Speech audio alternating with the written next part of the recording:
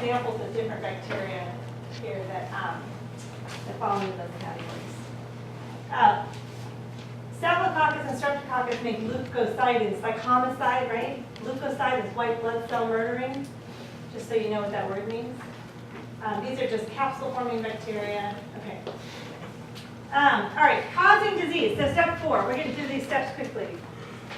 So virulence factors, among the different virulence factors, one of them, or one type of them allows them to cause damage to the host. And so I've got 3 different ways here that bacteria can damage you if they get in you. So one of the ways they can damage you is by making enzymes that just break apart your tissues, liquefy your tissues, break down collagen, break down the hyaluronic acid, the cement between your cells. Right? That sounds bad, right? You do gushy, icky, gooey spot where your body's being eaten essentially by the bacteria. Another way bacteria can make you sick is by toxins. So that's by making poisons that make you sick. All right? And I'll give you a couple of examples of those in a moment. And then the third way, and actually one of the most dangerous ways, is simply by inducing an excessive host immune response. So this is where the bacteria makes molecules called superantigens that make your immune system go bananas. And instead of the immune system just taking care of the disease and making you better, the immune system goes absolutely haywire and attacks the bacteria, but does all this injury to you along the way. And that's when you see people dying, for example, of septic shock, all right? Because their immune system is just gone over the top with pumping out tons of cytokines and all these immune chemicals that make your body shut down. Angela. Question about, you mentioned hyaluronic acid. Yes. Is that in cosmetics? Yes. I think they use it in some of those fillers, right? It's like a serum for skin? You can put it on top of your skin. And then I think hyaluronic acid is one of the first fillers. So for wrinkles and stuff, they can, can inject them into the wrinkles and try to, or your crow's feet and marionette. So it's using like microbes to kind of help with it? Well, it's not a microbe. Hyaluronic acid is just molecules that are normally found in your tissue. Oh. Yeah, so they use them as collagen and hyaluronic acid. I'm not actually super familiar with it, but I know they use those kinds of molecules in fillers. Okay. Yes? How does it benefit the bacteria to kill the host? Like, It why is doesn't that something benefit them to kill the host. So the goal is to make you sick enough, yet mobile enough to spread them around. But they also can use you for food too, right? So there's a short-term gain if they get in you and start colonizing you and you just become food for them. And so some of the enzymes are just breaking down your tissues to use as nutrients for the bacteria. But a good parasite is able to spread you around. That's why the common cold is so effective, right? It's a fantastic parasite. You get just sick enough to feel bad and sneeze and spread your dirty tissues everywhere, but not so sick that you don't go to school or work, because you're going to be sick for a couple weeks. That's what colds do, right? So they're just really a lovely pathogen. Norovirus is a really good pathogen too, just because it's so contagious and people vomit and have such profuse diarrhea. A bacterium or a virus that kills itself quickly is not a good pathogen. So for example, Ebola, we had that Ebola outbreak in West Africa, and people went bananas afraid of it here, and it was a really crazy thing to be so afraid of. Ebola is so lethal; it kills people so quickly that it actually it's going to have a hard time becoming a pandemic. So there was some shock. You'll be shocked to know there was some illogical behavior by our politicians and how they kind of got overly worried about it. Not that it's not a very dangerous and serious disease. Okay, so causing disease. Any other questions on these? I'm just going to go through these a little bit more and just talk about the enzymes. So things like hyaluronidase. So this breaks down the cement between cells. Just some examples of cells that do this.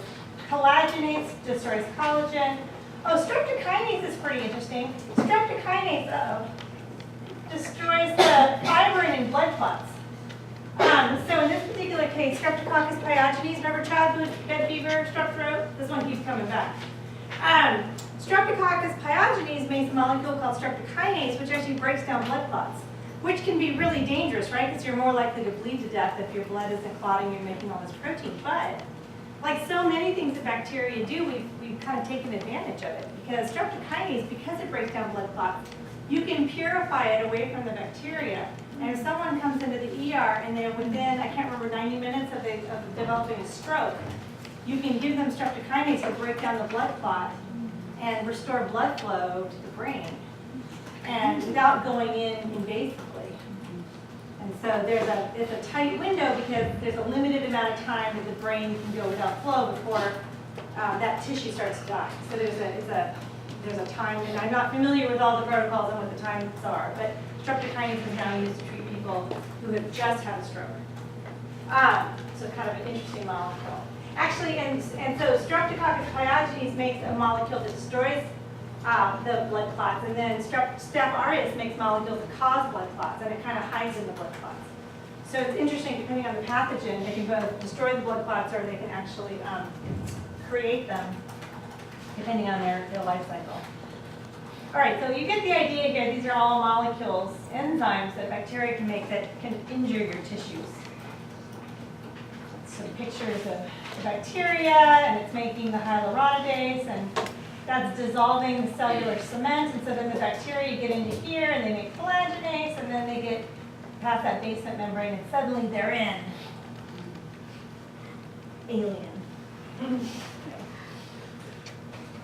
All right, so we talked about necrotizing fasciitis earlier in the semester. This is kind of a process. You get Streptococcus pyogenes, and it's going to make all these enzymes and then invade your deeper tissues.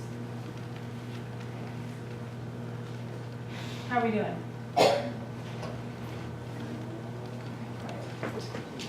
All right, toxins. Let's talk about some scary toxins. All right, so enzymes do damage to your tissues.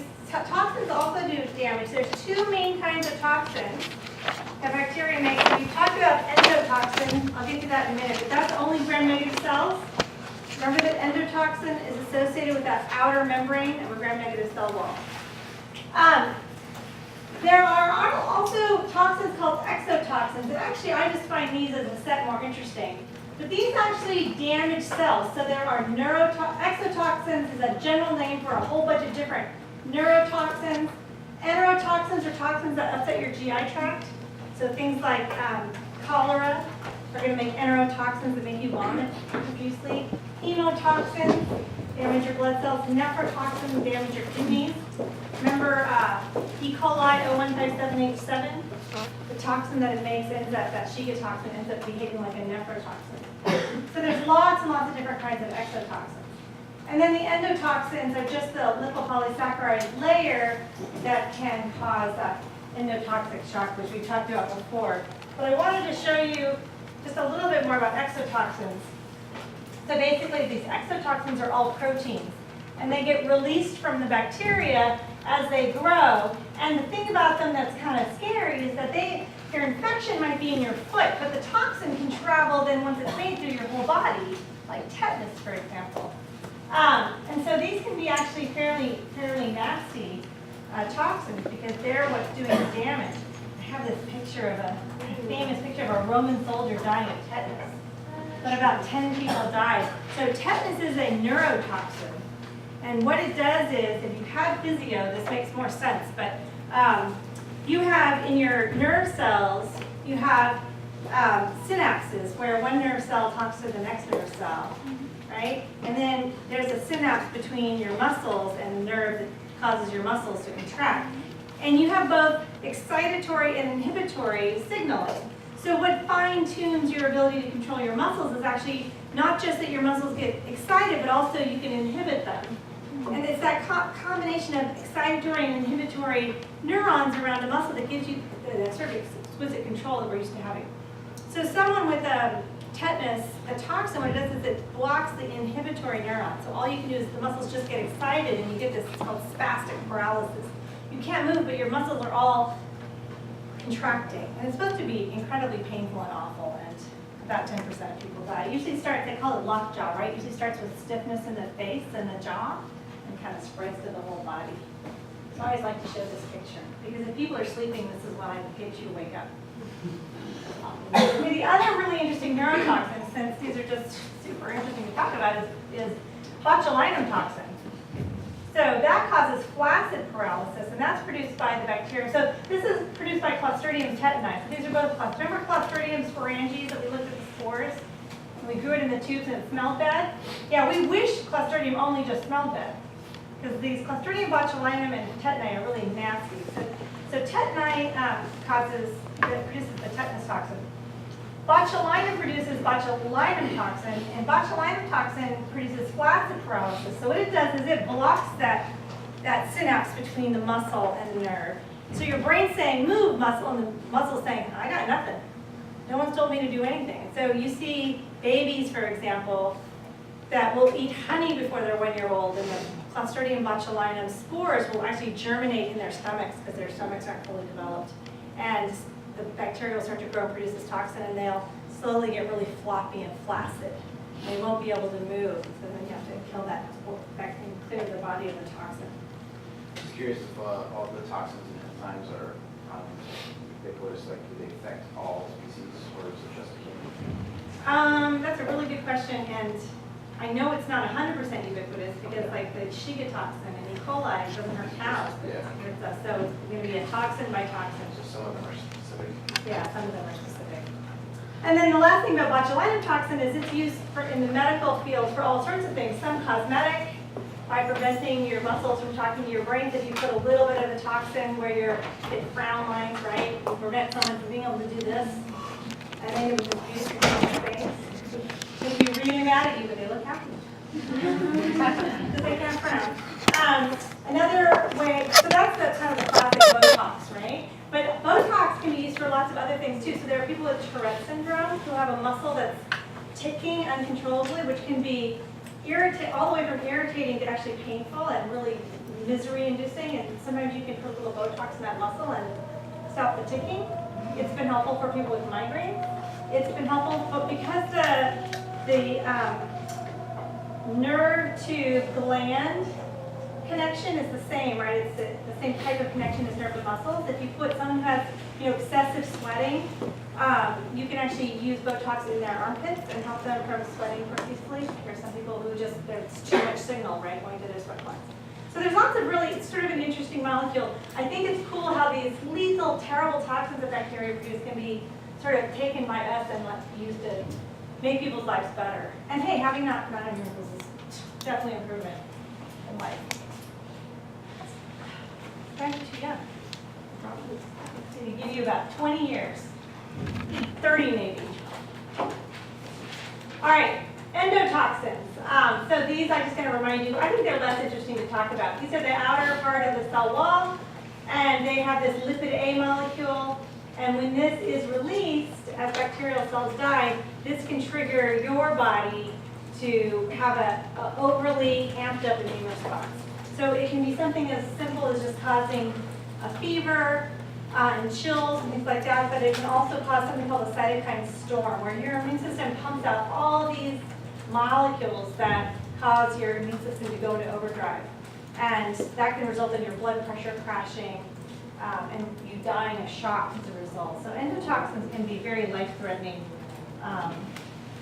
So I've got some common effects that I already mentioned, right? Chills and a fever, weakness, aches and pains. But about 750,000 people per year die from endotoxic shock. All right, so just thinking about the course of the infection, we're kind of in that stage of, how do these bacteria that have gotten in you and created in a colony, how are they making you sick? The last part of being a successful pathogen is vacating your host, because the fact is that even if you're going to kill your host, you need to get out into another host in order to propagate yourself. And so we talk about portals of entry, and then we talk about portals of exit. So sometimes they can be secreted. So secretion, you are secreting things like saliva, sweat is a secretion, breast milk is a secretion. You can have excretion, so you're going to be pooing and peeing.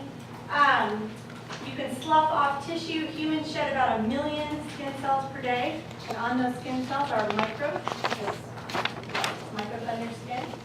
You can have insects bite you and take a pathogen from your blood and then put it into another person.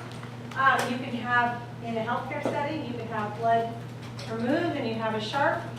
Sometimes that sharp has gotten way better with needles, but sometimes that sharp can do damage. If you have bacteria growing in an open wound, that open wound can contaminate the area. One of the most common ways of vacating the host is causing your host to cough and sneeze. So it's fairly amazing how many little droplets containing virus, for example, are shut out in a sneeze. So here's somebody sneezing. And it actually, if I can read you here, it says, this is the high-speed imaging reveals the two main components of a sneeze in colorful detail. A show of larger droplets whose trajectories, showing green, can extend up to 2 meters from the person sneezing, and a cloud made of smaller droplets suspended in moist, warm gas, red. The second component is particularly important for estimating how far germs can spread. So one of the things I was going to point out about the red part is just that sometimes if these droplets are small and the air is dry, they can hang in the air for hours. So, for example, in dry air, somebody who's coughing TB bacteria, those little mycobacterium droplets can be in the air for hours. And so it's not just like a matter of waiting 10 minutes and going in the room. I mean, you're really, after a while, enough exposure is going to really result in people getting sick. Kind of a cool picture. All right, so here we go. Virulence factors, just to remember what those are.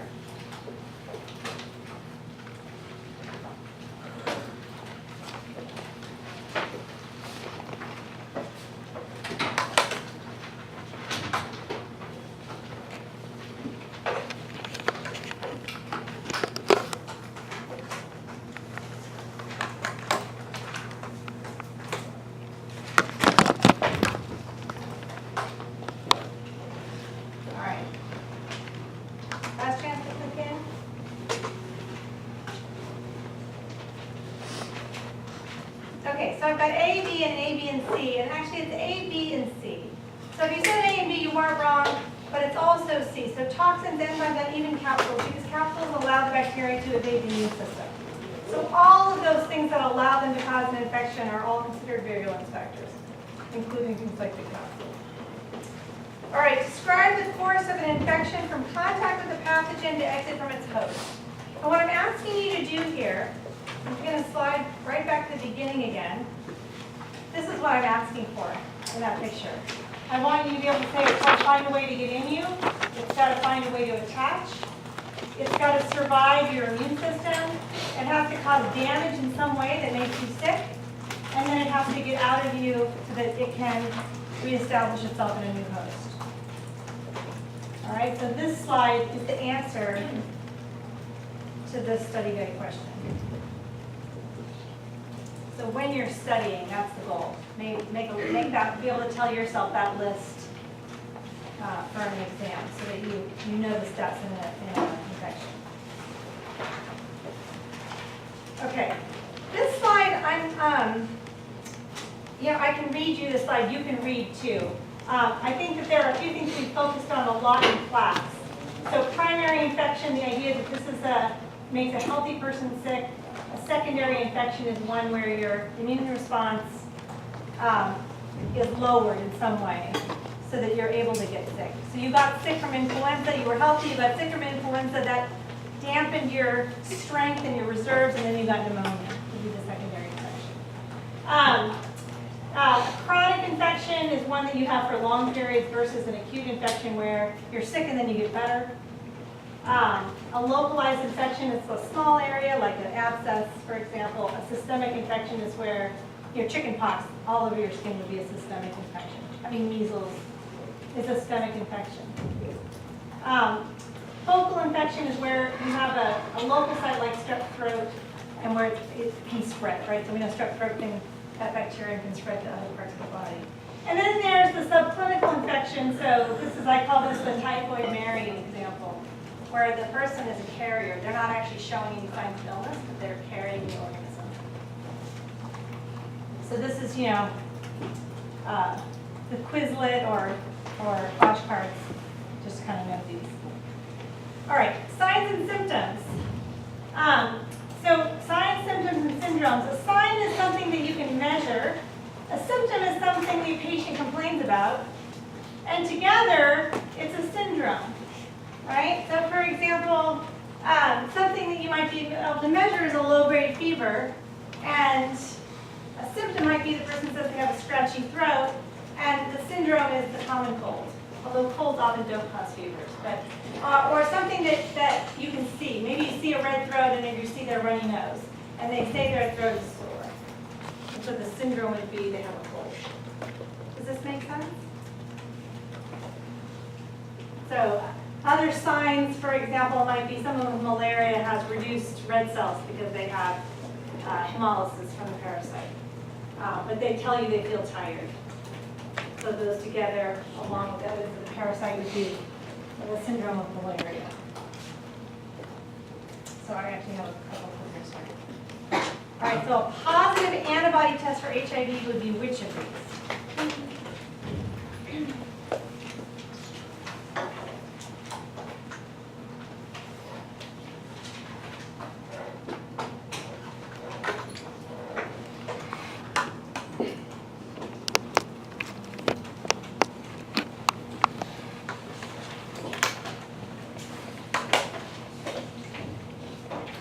Last chance to click in.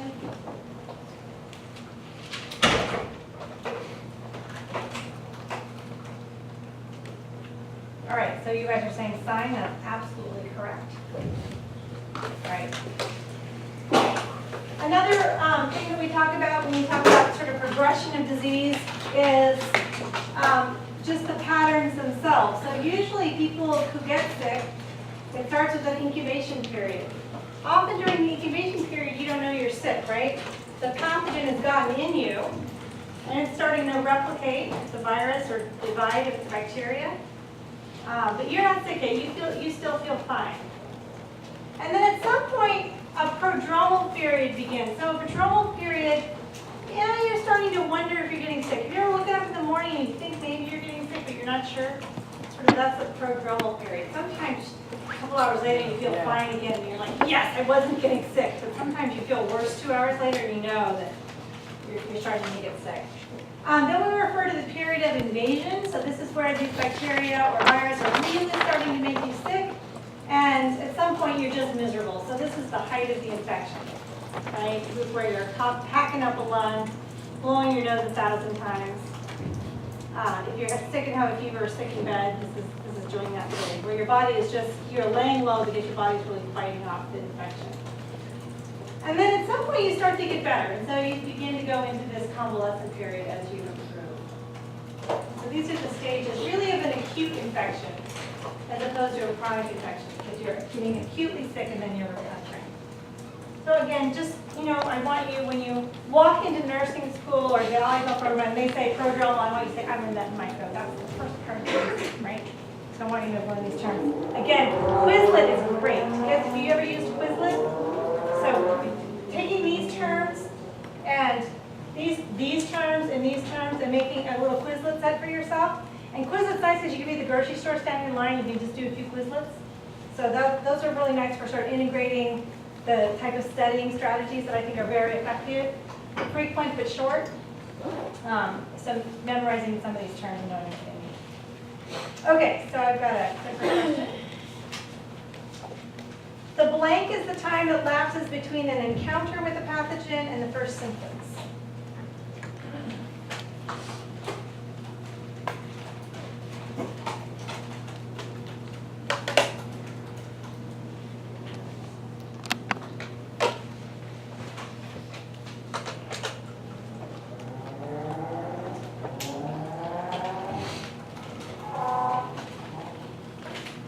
All right, last chance to click in.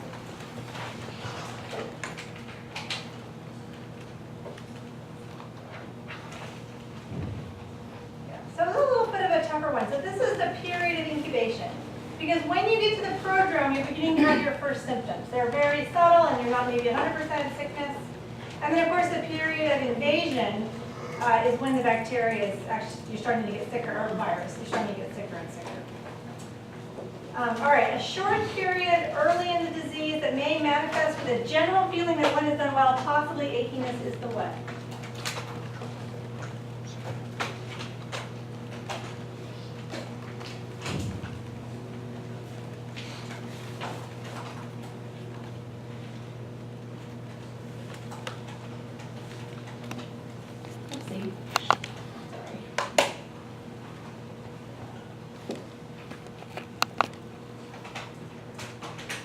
last chance to click in. And you guys said? Yeah, so I agree. That's the prodrome, that's the best definition is for the prodrome. I keep hearing beeping, but I think it's coming from maybe the dishwasher. Is that bothering you guys in the back, or are you not hearing it? You're not hearing it? Okay. I actually have to take a phone call, and this is a family emergency, so you get like 5 minutes. And I'll be right back. I'm sorry. Well, I think